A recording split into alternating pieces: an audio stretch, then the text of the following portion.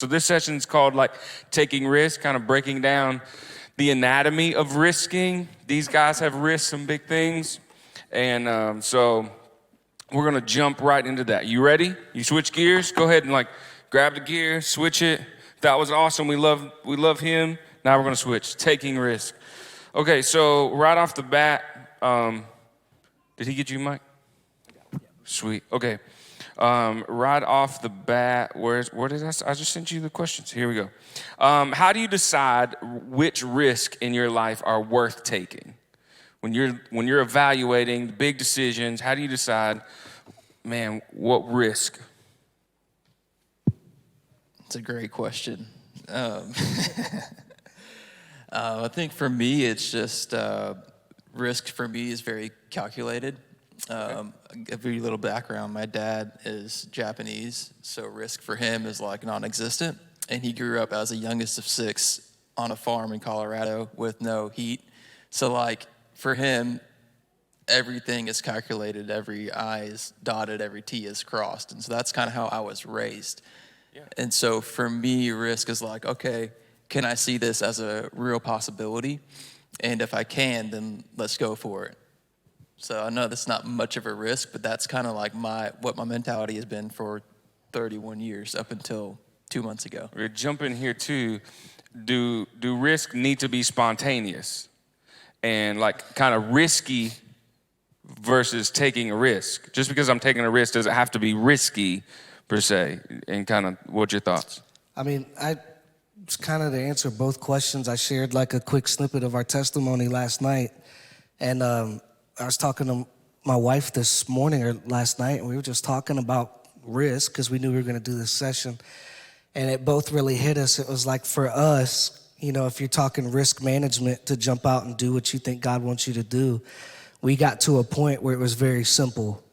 It was like, take a risk or risk being disobedient. Oh, that's good. Yeah.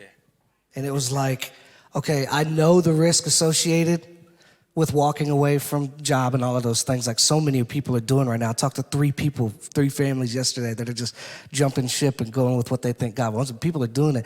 To me, it's like, I know the risk associated with that. I don't know the risk of living in obedience. And I don't want to find that out. So that was my risk management there. As far as the spontaneity of it, I think God he's gracious to us. You know, I said at first, I was like, man, I lived in disobedience for probably 2 years. In hindsight, I said, man, I probably lived in disobedience. And it was you and other people in my life that was like, maybe you were just on the journey of discovery what obedience really was. So I could look back and see 2 years ago, God was actually calling me to make this move and I didn't do it. So I must have been disobedient. As I've gotten further removed from the situation, I look back and I just see the grace of God who was greasing the skids, Gary. He was kind of greasing the skids for me, giving me these ideas. I'm like, God, you're crazy. No way. Right? And then a couple months later, he drops another one in and you're like, that's insane. That's not God. You know? And a couple months later, and it's like, man, I missed it for 2 years. No, I don't think that anymore. I think that God was greasing the skids and just priming and getting me ready.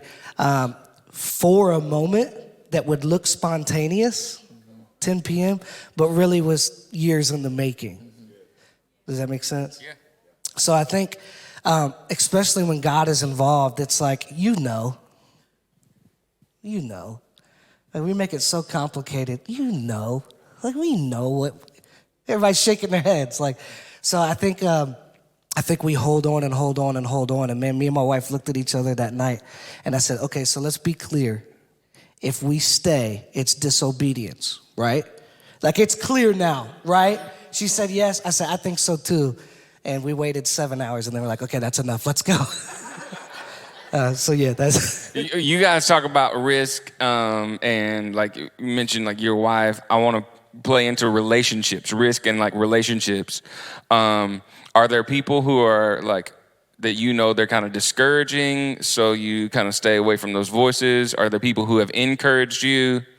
Are there certain relationships you lean into because there's like, they've got a balance? How has that played in to you guys without asking you to name the haters? How do you know I need to listen to them because that is a dumb idea, or I don't need to listen to them because this is a God thing? I guess my encouragement's right here at this table. I mean, we would have weekly, if not daily, conversations on my way to work. It's like, hey, this is how I'm feeling today. Is this good? Is this bad? Should I stay? Should I go? You know, these types of things. And to give a little background, I was working at a church in Georgia, a very big church, and doing some really cool stuff, and was comfortable there. My family was comfortable there. But I just felt this call to risk. Since Emanate last year, Gary was talking about what's in your hand, right? And there's this image on the screen with all these pictures, and I'm just like, man, these pictures from the field are just speaking to me right now. And like, what's in my hand? My background is video.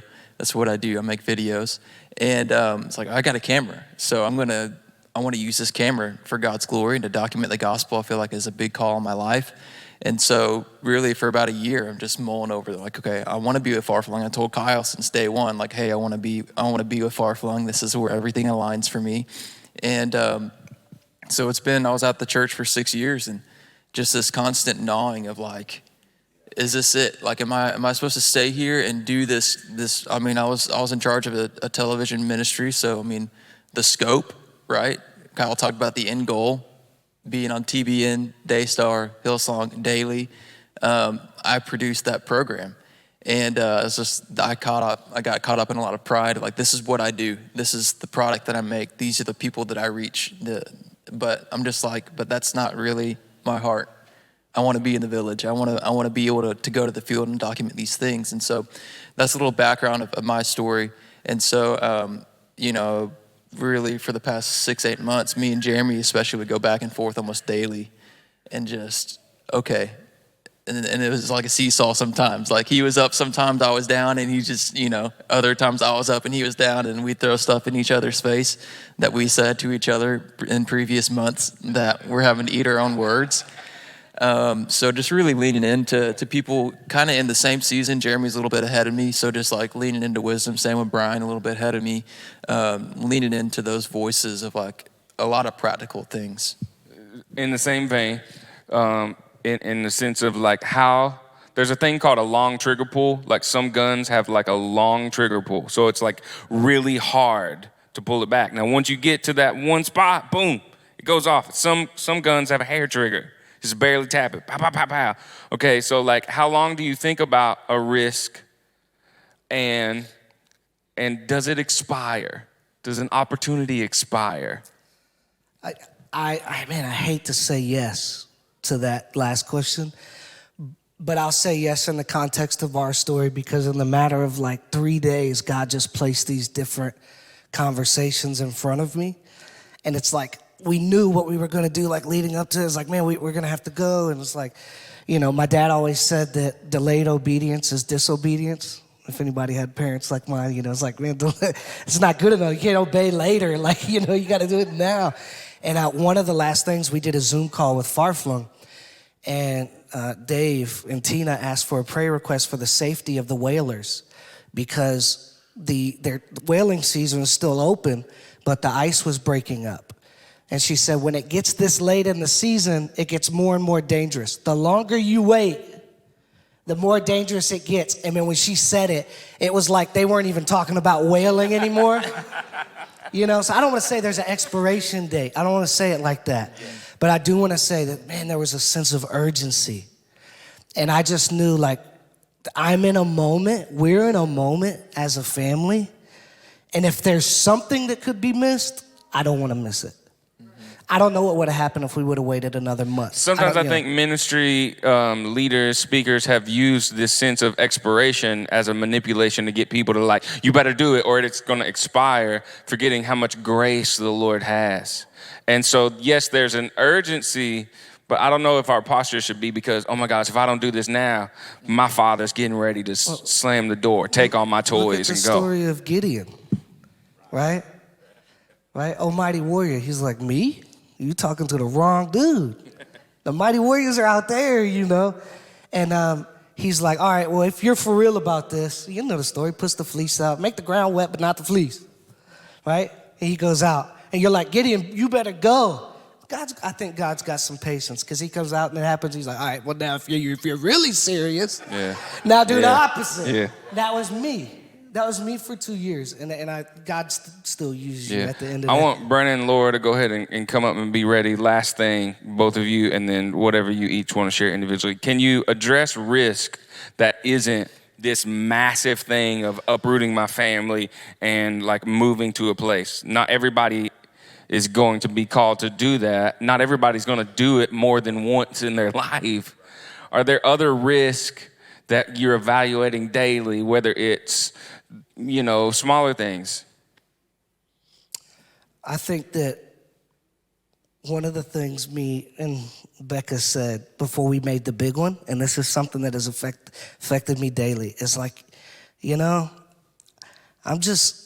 don't want to be bored. Like, I don't want to be bored anymore. So it was just like, Sugar, if we're going down swinging.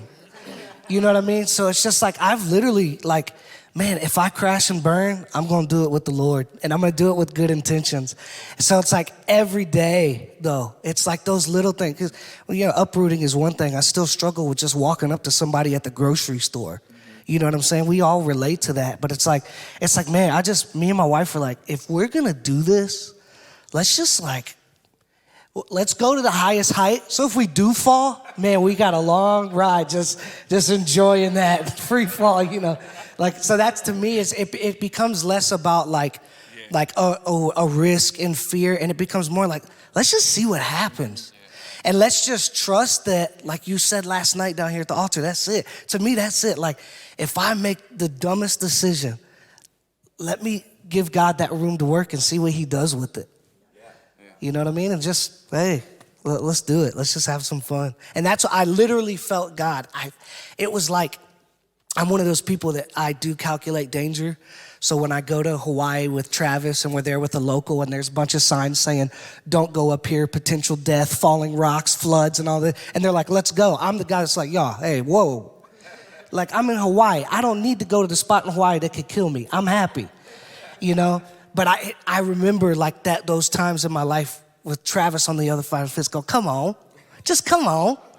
And I literally, my perspective part through this whole thing, it's like God was standing on the other side of the fence. And I had all of the practical things that people have said. You don't quit your job. You don't do this. Your wife was pregnant. There's a health pandemic. All of these things, all those signs were up. And I could feel God on the other side of the fence going, come on, let's see what happens. Step out into the unknown. Step out here and let's just see what happens. Yeah. And man, he's a good God. He keeps his word. Steven? Yeah, I think for me, it comes down to just trusting that God's good and taking the ordinary risk of is God in this? I don't know. Even in moving here, we prayed for fleeces and it didn't really happen, but we were still just I still think God's in this, right?